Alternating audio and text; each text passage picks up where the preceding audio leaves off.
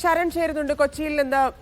ശരൺ, ഈ social B വെഞ്ചേഴ്സിലേക്ക് 548ഓളം കോടി രൂപ എത്തി എന്നുള്ളത് ഇന്നലെയാണ് ക്രൈംബ്രാഞ്ച് പുറത്തുവിട്ടത്. അപ്പം സ്വാഭാവികമായിട്ടും ഇത് വന്ന വഴി ഉന്നത ബന്ധങ്ങൾ ഇത് തന്നെയായിരിക്കും ഇന്നിപ്പോൾ ക്രൈംബ്രാഞ്ചിന്റെ ലക്ഷ്യം, അല്ലേ?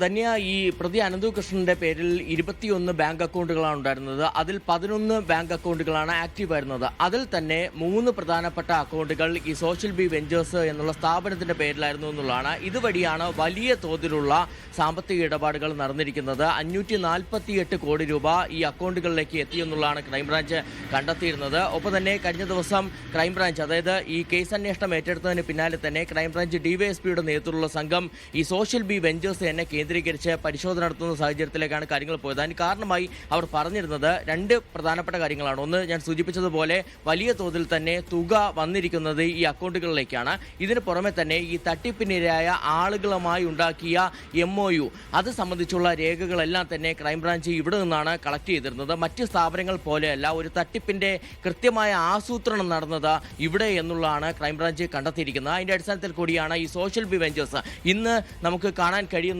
സോഷ്യൽ ബി വെഞ്ചേഴ്സ്, അതായത് സമീപത്തേക്ക് പോയി കഴിഞ്ഞാൽ ആ സോഷ്യൽ ബി വെഞ്ചേഴ്സ് എന്ന സ്ഥാപനത്തിലേക്ക് ക്രൈംബ്രാഞ്ച് SP തന്നെ നേരിട്ട് എത്തിയിരിക്കുന്നു എന്നുള്ളതാണ്. ഇതാദ്യമായിട്ടാണ് ഒരു സ്ഥാപനത്തിലേക്ക്, പ്രതി അനന്തകൃഷ്ണന്റെ സ്ഥാപനത്തിലേക്ക് ക്രൈംബ്രാഞ്ച് SP നേരിട്ട് എത്തിയിരിക്കുന്നത്. ക്രൈംബ്രാഞ്ച് SP ആയ MGS സോജൻ നേതൃത്വത്തിലാണ് ഇപ്പോൾ ഇവിടെ പരിശോധനകൾ തുടരുന്നത്. ഇതിൽ പ്രധാനമായും കഴിഞ്ഞ ദിവസം ശേഖരിച്ച രേഖകൾ അതിൽ കുറച്ചുകൂടി വ്യക്തത വരുത്തുന്നതിന്റെ ഭാഗമായിട്ടാണ് ക്രൈംബ്രാഞ്ച് SP നേരിട്ട് എത്തിയെന്നുള്ളതാണ് നമ്മൾ മനസ്സിലാക്കുന്നത്. നിലവിൽ അനന്തകൃഷ്ണൻ കസ്റ്റഡിയിൽ തുടരുകയാണ്. ഇന്നലെയാണ് മൂവാറ്റുപുഴ കോടതി 2 ദിവസത്തേക്ക് കസ്റ്റഡിയിൽ വിട്ടിരുന്നത്. ഇന്നലെ തന്നെ വിശദമായ ചോദ്യം ചെയ്യലുണ്ടായിരുന്നു. ഇന്നലെ SP-യുടെ നേതൃത്വത്തിൽ ചോദ്യം ചെയ്യുകയും ഇന്ന് DVSP-യുടെ നേതൃത്വത്തിൽ ചോദ്യം ചെയ്യൽ തുടരുകയുമാണ്.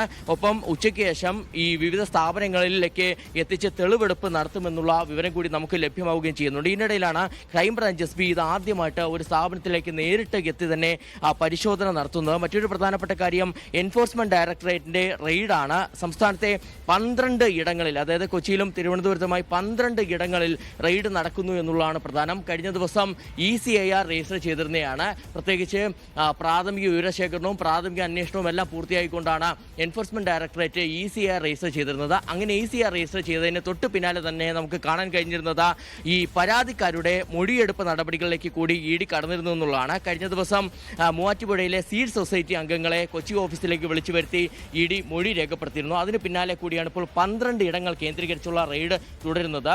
സാജി സൂചിപ്പിച്ച പോലെ തന്നെ തിരുവനന്തപുരത്ത് ആനന്ദകുമാറിന്റെ വീട്ടിൽ റെയ്ഡ് തുടരുമ്പോൾ തന്നെ കൊച്ചിയിൽ പലയിടങ്ങളിലും, അതായത് ഈ അനന്തകൃഷ്ണന്റെ NGO കോൺഫറേഷൻ എന്നുള്ള ഓഫീസ് കേന്ദ്രീകരിച്ചുള്ള റെയ്ഡ് തുടരുന്നുണ്ട്. ഇതിന് പുറമെ തന്നെയാണ് മറ്റ് സ്ഥലങ്ങളിലും, അതായത് ലാലി വിൻസെന്റിന്റെ ഫ്ളാറ്റിലും ഇപ്പോൾ പരിശോധന തുടരുന്നത്. നമുക്കറിയാം, നേരത്തെ തന്നെ ലാലി വിൻസെന്റിനെതിരെ ഉയർന്നിരുന്ന ആരോപണം ഈ പ്രതി അനന്തകൃഷ്ണനുമായി വളരെ അടുപ്പമാണ്. ഈ ലീഗൽ അഡ്വൈസർ ആയിരുന്നു. അങ്ങനെ 46 ലക്ഷം രൂപ പ്രതി അനന്തകൃഷ്ണൻ കൈമാറിയിരുന്നു എന്നുള്ള കാര്യമൊക്കെ തന്നെ ക്രൈംബ്രാഞ്ച് കണ്ടെത്തിയിരുന്നതാണ്. അതിന് പിന്നാലെ കൂടിയാണ് ഇപ്പോൾ ED അവിടെ കേന്ദ്രീകരിച്ചുള്ള റെയ്ഡ് തുടരുന്നത്. നമ്മൾ മനസ്സിലാക്കുന്നത് കൂടുതൽ തെളിവ് ശേഖരണമാണ് ED ലക്ഷ്യമിടുന്നതാണ്. ശരൺ പറഞ്ഞതുപോലെ 12 ഇടങ്ങളിലാണ് റെയ്ഡ് നടക്കുന്നത്.